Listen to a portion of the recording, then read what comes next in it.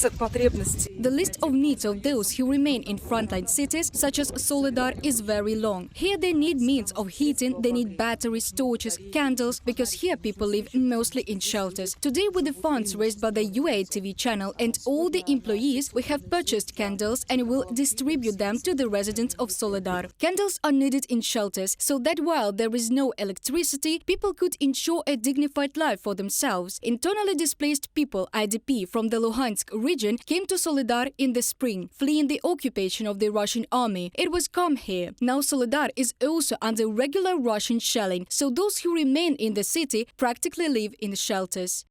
Have you already made up your mind not to evacuate?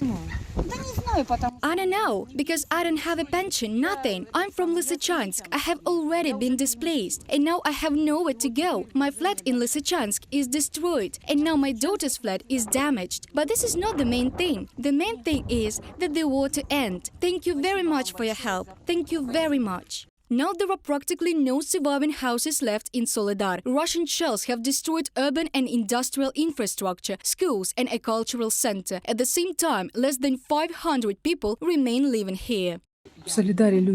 People in Soledar mostly live in shelters. That's why they have equipped entire rooms for themselves in the basements of multi-story buildings, heating them by pot-belly stoves. They transferred all the necessary personal belongings here, as well as pets, which are also not abundant in such a case. The situation in the city remains difficult, unstable. There is still shelling, so people live here day and night. What is your life like here? Is the shelter warm enough? It is okay.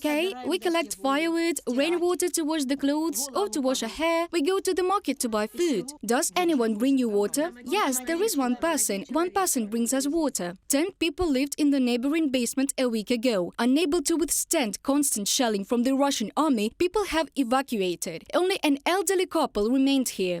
Aren't you afraid to get killed? Russian attacks are massive and serious. Well, we are in the basement. We don't want to leave. First you move, then Russian shelling starts there and ends here. And where will we go? Who does need us? If we think about that.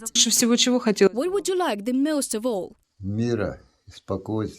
Peace, tranquility, and so that my wife is always with me. This is the most important thing. She put me on my feet. If she wasn't here, I wouldn't have been around for a long time. Yes, and I will never leave her. Is that the reason why both of you live in the shelter? UATV channel has been helping the frontline cities of the Donetsk region for more than 3 months. Earlier, a generator had been delivered to the residents of Vuhledar to help them survive the cold season, and additional fuel for the already installed generator in Bakhmut. Reported by Diana Kolesnik, Olena Gramova, UATV News.